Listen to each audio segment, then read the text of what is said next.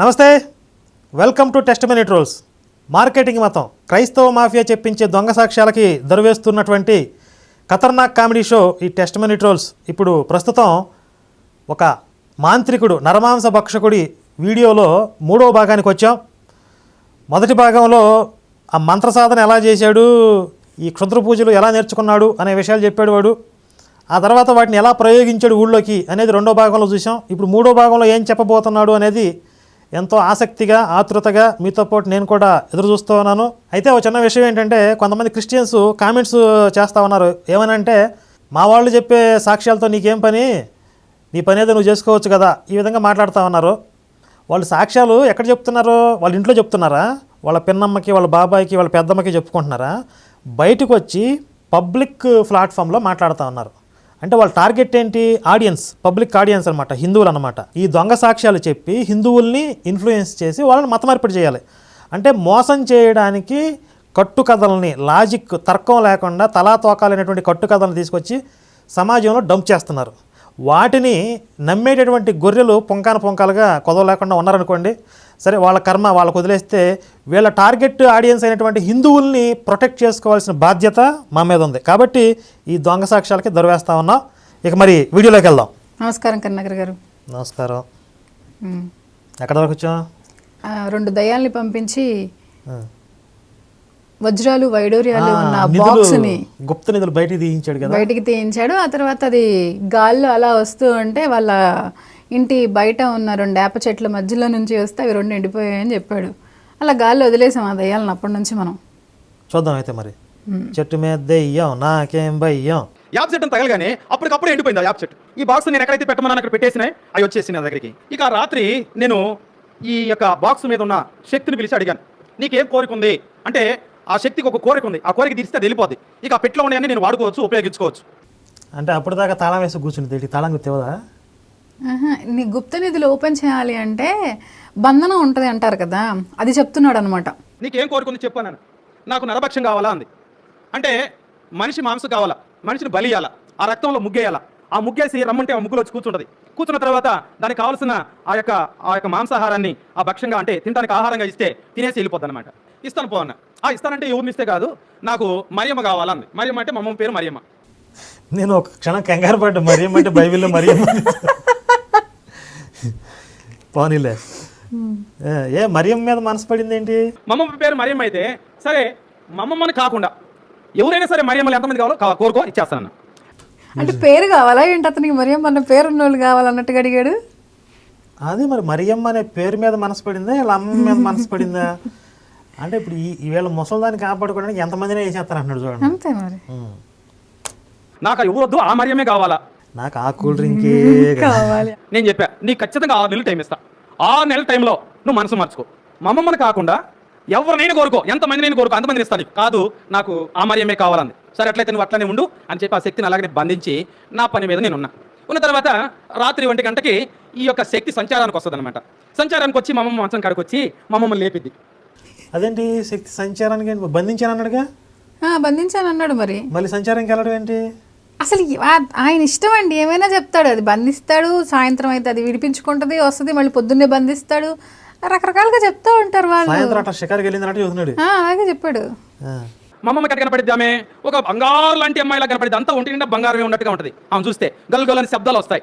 ఆ శబ్దాలు తగలగానే లేచి కూర్చుంటది. కూర్చొని చూడగానే మరి అమ్మాయి పిలవగానే, ఎవరు అమ్మ, ఏంటమ్మా ఈ అర్ధరాత్రి పూట వచ్చావంటే, నేను వచ్చాను మీ ఇంటికి, అదృష్ట దేవతని వచ్చేసాను, ఏమీ లేదు, నీకు దగ్గరే ఉంది పెట్టి, ఇదిగో చూడు, కావాలంటే తెరిచి ఓపెన్ చేసి చూపించిందంట.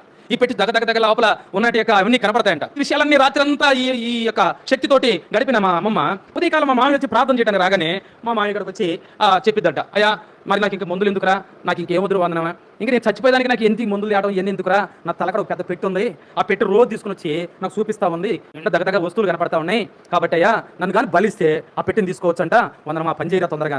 అదే వాళ్ళ కొడుకు చెప్పింది ఇప్పుడు, ఇట్లా ఆఫర్ ఉందరా అని చెప్పి, పరిమిత కాలపు ఆఫర్, ఆషాఢం ఆఫర్.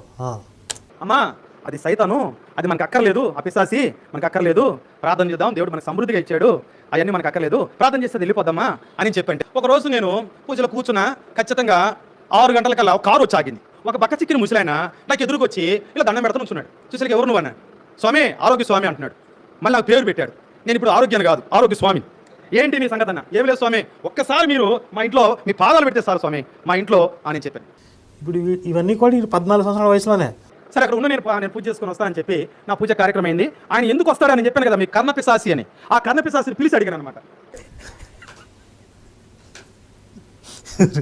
దాని విషయం చెప్పమని నేను అడిగాను. అడిగితే ఏం లేదు, వాళ్ళ ఇంట్లో ఒక మరి బంగారంతో ఉన్నట్టు ఒక పాత్ర ఉంది.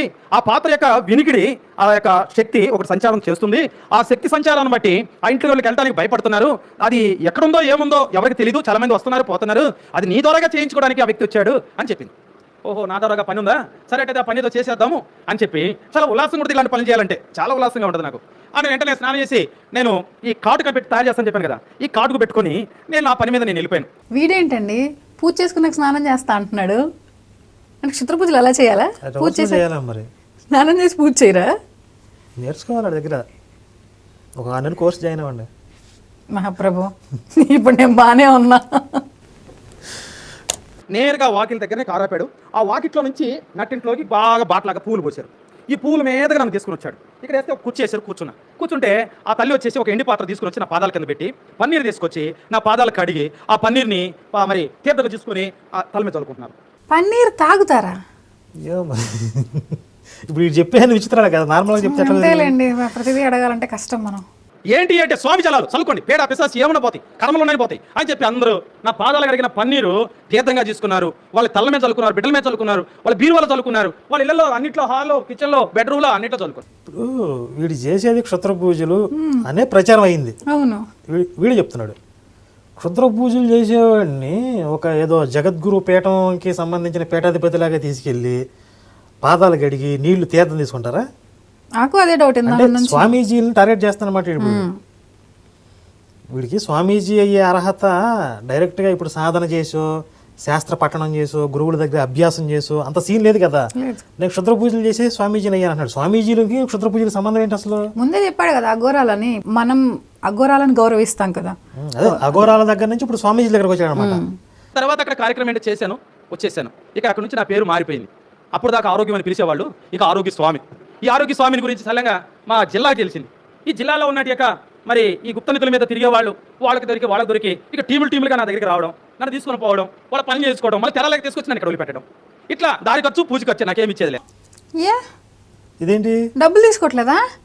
ఎందుకు కాదు, తీసుకున్నాడు అనుకుందాం. దారి ఖర్చు, పూజ ఖర్చు. ఇప్పుడు వీడికి కర్ణపిశాచాలు ఇవన్నీ చిటికేస్తే పెద్ద పెద్ద బాక్సులు తీసుకొస్తున్నాయి గుప్తనిధులు, వజ్రవాళీలు అన్నీ తెస్తున్నాయి కదా. మళ్ళీ దారి ఖర్చులు, పూజ ఖర్చులు ఏంటి? వాటి కోసం కకృతి పట్టడం ఏంటి? ఇది ఎట్లా ఉందంటే, పాస్టర్లు ఇప్పుడే రాత్రి వేస్తూ మీటింగ్ అయిందంటారా, పొద్దున్న వచ్చి నాకు కానుకేమని అంటారు. అదేమంటే నువ్వు చిన్నవాడు కదా, నేను చాలా చిన్నవాడు కదా. వాళ్ళు ఏమంటారంటే, స్వామి ఈ చిన్న వయసులో నీకేమీ అవసరం ఉంది స్వామి, నీకు ఏదైనా ఒక టెంపుల్ కట్టాలా చెప్పు, ఆ ఏరియా ఎక్కడ కట్టాలో చెప్పు, ఆ స్థలం కొంటాం, అక్కడ కట్టేస్తాం, ఏ రకంగా కట్టమంటే ఆ రకంగా కడతామంటారు. ఏమి చేయరు, మొత్తం చేస్తున్నారు.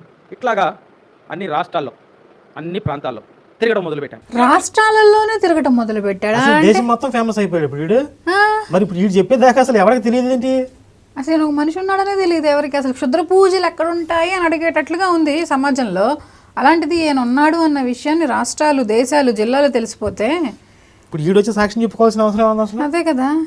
ఇంకొకటి ఏదో అన్నాడు కదా, ఏంటి దారి ఖర్చుకి ఓన్లీ పూజ ఖర్చుకే డబ్బులు ఇస్తున్నారు, నువ్వు చిన్నోడే కదా, నీకెందుకు నీకు గుడి కడతామని అంటే అడుగుతున్నాడు అనమాట. ఇంకా డబ్బులు ఇవ్వండి అంటే నీకెందుకు స్వామి డబ్బులు అంటున్నారు. ఈ డబ్బుల మీద కకృతి ఉన్నప్పుడు అదృశ్య రూపంలో వెళ్ళి వాళ్ళ ఫ్రెండ్ ఇంట్లో పందెం చేసి బీరులో డబ్బులు ఎత్తుకొచ్చేసాడు కదా.